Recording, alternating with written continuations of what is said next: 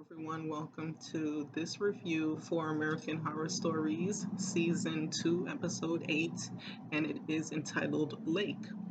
So, we start off with seeing a boat on Lake Prescott, and there are four teenagers on the boat. We have Jake, his sister Finn, we have Haley, and a young man. I'm not 100% sure if they said his name, but they're on the boat chilling, having a good time. We see Haley approach Jake and offers him a drink, and she sees him on his phone, so she asks him what he's looking at on his phone. So he said that he's looking at a topograph, a topo map of a old town by the name of Reedsville that was flooded over. So this old town had a population of 103 and it's now under Lake Prescott. So first thing I thought about, or the first two places I thought about were the black towns that were flooded over. I thought about Seneca Village in New York City, where Central Park is right now, or a portion of Central Park is. And we also have Lake Lanier, where Oscarville was in Georgia. So instantly thought about those two places. I'm like, let's see what they're about to do with this here. And so Jake is like so fascinated by this old town, Reedsville. So he says, "Hey, I want to take a dive and see what I could find down there. I might find something from the old town." So he offers the opportunity for someone to dive with him, and his sister Finn volunteers, and he was like feeling the type of way because he was volunteering in hopes that, or offering that in hopes that Haley would, volunteer and want to dive with him. But I'm thinking because of what he was telling her, like when she realized there's actually an old town under this lake, she was like, "Nope, I'm good. I'm gonna stay right here." So we see Finn and Jake. They go diving and they pop up a couple of times to catch their breath. So while they're down there, they see a bicycle. Um, the third time they go down there, Jake finds a sign and he's showing the sign to Finn, like, "Hey, look what I found." Next thing we see is a hand coming from the lake bottom and it grabs his foot and starts pulling him. So, of course, Finn starts freaking out. She gets back up to the surface to ask for help. She's yelling for help, saying, that he's drowning, that Jake's drowning. And she goes back down to the bottom where he is, and he's still there, but there's still a struggle. The next thing we know, that hand from the lake bottom did a real good yank and then pulled him under, and that was that. So we fast forward to 4 months later, and we see uh, Finn arriving to her house with her parents, Jeffrey and Aaron. And she's just been released from a mental health facility. And let me just say, I was happy to see Alicia Silverstone, but tell me why it took me a good 20 minutes to realize that was her. I didn't. I'm just like, this woman looks really familiar. She kind of looks like Alicia, but she looked like a more mature version of her. And I personally have not seen Alicia in years.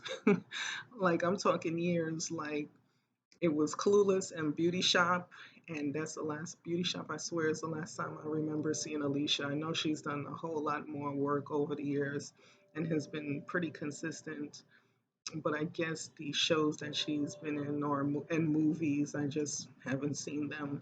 Um, but I was happy to see her, but I really didn't know that was her for a while. Anywho, back to the episode. So they arrive at the house, and Jeffrey and Aaron are having a bit of an argument because Jeffrey, the father, feels like Finn should not have been released so soon. And Aaron was telling him, what's the difference between a few more weeks and now? It's fine for her to be home. It's not going to change anything really. Um, so we see Finn in her bedroom, and she's just, just taking everything in. And she has a conversation with her mother, and she asks her mother what did they put in Jake's casket, and Erin said, "Oh, we pretty much put a time capsule of different things." Um, throughout the years, like a letter that he wrote for school, and these brown Crocs, which she didn't like, so she was happy to get rid of them. So she put a whole bunch of things, and she said it was like a time capsule. So that kind of put Finn at ease, but she was feeling bad because she was not able to attend the service, Jake's service, because she was in the institution.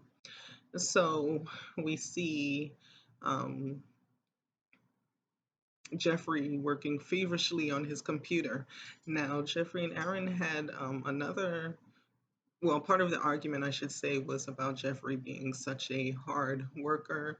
Like, he's so focused on work and dedicated that I guess he forgets to take time out and spend time with the family. Um, so Aaron had mentioned this to him, and then here he is right back at it, like they didn't have the conversation. So he's on the bed with his headphones on and just typing away feverishly. So we see Aaron go to the bathroom to get ready to take a bath, and she's running the water, and then next thing you know, she's approaching the tub so she could get in, and this zombie hand comes up from the bottom of the tub. I'm like, oh boy, here we go. So she screams out. No one hears her, of course. So she's there and she's trying to like take it all in, like what just happened. Then that night she hears the faucet. She hears water running, and it's the faucet in the sink in the kitchen downstairs. So she goes downstairs and she turns off the faucet. And when she turns to walk away, the faucet gets turned right back on. And she's like, wait, how is this happening? Like, I just turned it on. So that happens a few times. Then somehow the back door or the door in the kitchen is open that leads um, to the area, like the back yard in a way, um, where the swimming pool is. So somehow that door is open. So she gets out there, and there's water that is like coming out of a spout, like a sprinkler. And so it's just like kind of coming out, and she's looking around like, what's going on? So she's about to walk to the house, and she hears a voice, and it's Jake's voice, and he's like, Mom, please help me. And she's like, what in the? So she turns around and she sees Zombie Jake. I'm like, okay, Zombie Jake, like he's really trying to get found, or whatever, whatever. So she sees that, and the next morning, we see Erin on the computer, and she's looking at this article. Is Lake Prescott really cursed? So then Erin no, yeah, not Erin. Jeffrey comes up on the creepity creep and freaks Erin out. She like jumps up because of what happened to her the night before, and she's intense in reading this article. So they get into yet another argument, and Finn overhears the argument. And Finn says, "You know what, Mom? Let's just go up to the cabin where Lake Prescott is, and take a dive and see if we could find Jake, because I believe everything that you're saying as far as Jake trying to reach out to you for you to find him." So we see them head to the cabin at Lake Prescott, and we see a couple of flashbacks that Erin is having once they get to the cabin. I was just, like flashbacks of the good times that they used to have when they used to travel there on like little family getaways. So they get to the boat, and Aaron says, "Hey, this is the 8 foot rope that I bought. So you could tie it around my waist. And, when I jump in there, if anything happens, you could pull me back in." So she ties the rope. She goes down there, and she's just looking around. She pops back up, and her daughter. So she was saying that I don't see anything. Are you sure that this is the spot? So Finn was like, "Yeah, that's the spot." She was like, "Did you see a bicycle?" And Erin didn't see a bicycle. So she ends up going back down to the bottom, and she's swimming around, and she swims past the bicycle. Then she sees three bodies, and they were actually kind of pretty, they weren't too decomposed. They were kind of in, like a mummified state, I guess. I don't know. Um, but she sees these three bodies attached to a concrete block. So she was like, "What in the heezy is going on here?" So the next thing, she turns around, and here comes Jake, like, "Ha cha cha, it's me, it's Jake." Like, he was just like chilling, just floating. So boom, she finds him. So then we see the paramedics and everyone, and we see them taking him away. And they were just surprised that she was able to find him when they've had a search team look for him when he first was reported missing, and they had no luck. So I should say, when she was on the bottom and she saw the three bodies, she actually snatched the chain off of one of them. So when she was talking to the paramedic, she showed the chain to him. I believe he was the paramedic or an officer, but she shows the chain to him, and he's just like, "Oh, yeah, it says Boone." So Boone was a family that lived in this Reedsville town. And I guess they were like the main family that owned that town or whatever. So, or they were the prominent family of the town, of the 103 people. So he said, "Oh, that's the Boones, and they have one surviving family member that's still pretty local." So Aaron and Finn, they go and visit the Boone descendant, and she's the great granddaughter of the Boone family, or the prominent figure for the Boone family. Now I wrote his name down. It's Maynard Nathaniel Boone. So she's the great granddaughter. Um, so she was explaining to them what happened, and she said that there was a guy by the name of Reed Prescott, and he was like this guy that wasn't well liked, like a businessman, and he was into like putting up these dams and everything all around within the community. And he said that there were a lot of people that were giving him a hard time with putting up the dams near Reedsville. So he decided to approach the three quote unquote troublemakers, and those were the Boones. And you see them like tied to that block that we see them in underwater. So they're tied to the block, and he's, pretty much telling them, "Well, this is what you get for messing with me and trying to like block what I was trying to do." Next thing we hear a boom, and then the water comes rushing. So basically, they flooded out the town, like they've done with Lake Lanier in Oscarville. So they flood them out, and we see the water rising over them. So that's basically what happens. So the great granddaughter, she stated, they asked, I should say, Finn and Aaron asked, "Well, have you tried to get the dams like released so the water could be removed and the town could be, like the old town could be revealed. And she said, yeah, for years we've been trying, but there's been no success. And she said specifically because Reed Prescott, he had did his best. He left an endowment to make sure that his work would, remain the same, like everything will be in place. So with this endowment, no one has been able to like reverse what he did in a sense. So because of this, a lot of people have been like passing away at the lake and just weird things has been happening.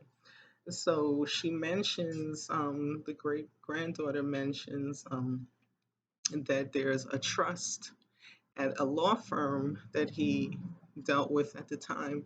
And this law firm is called Springer and Weber.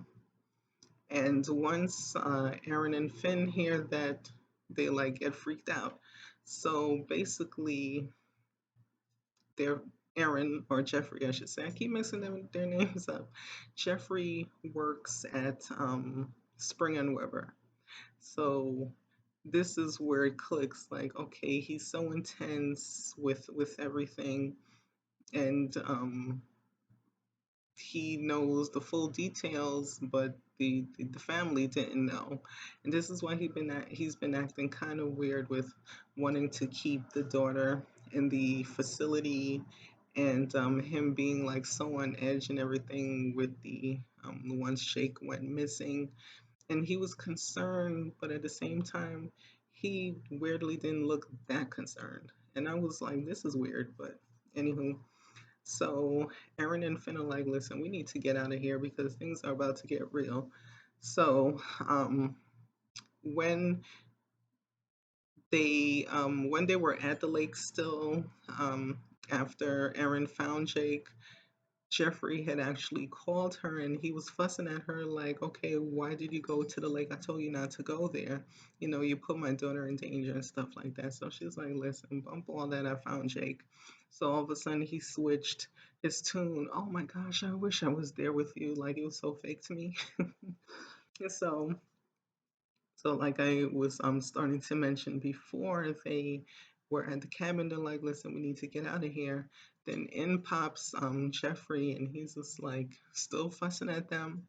And they ask him, you know, like what is your connection? Were you aware that you were tied to this whole cursed lake and stuff like that? So then he's, answering them, and then it clicks. And then Aaron's like, oh shoot, you're a Prescott. So Jeffrey is related to that mean businessman Reed Prescott. So hence Lake Prescott, after flooding out Reedsville, the whole thing is wacky. So he was like, yeah, I'm related to them, and he praises the family and said, they did all this good, and he was saying that Erin didn't have a problem when she was spending up all the money with the kids in private school and her BM with all the bells and whistles. I'm like, ooh, okay, throwing that. He was being shady boots. So he went into that. So then all of a sudden the lights, and this is like the last 4 minutes of the show. I'm like typical AHS fashion to have like the real plot really really kick up like the last few minutes of the show, but whatever, we're used to it. So all of a sudden the lights go off, and the phones are dead, and they're freaking out, and then they go outside. And then all of a sudden the zombies come out of the water. We see them emerging from the water, and they come up to the cabin, and they surpassed Aaron and Finn and went straight for Jeffrey, and they picked them up, and they just kind of like crowd surfing. They crowd surfed his arse right into Lake Prescott and brought him under, and that was that. So we see Finn freaking out, and Aaron was like, "Let him go." It is what it is. This was bound to happen. This is why we were pretty much called back here to, for him to show up so they could get him, and then, this will be settled. So hopefully it'll be settled in that, respect. So it's kind of like it would be cool to see what would have happened now that they got this descendant of Reed Prescott, you know, because they already got Jake. Now they have him. So are they going to try to get Finn? These are questions that I need answers to, but I won't. So that was that episode. It was the finale. So again, I really enjoyed season two way more than I enjoyed season one. So I'm totally looking forward to what they have in store for us for American Horror Story.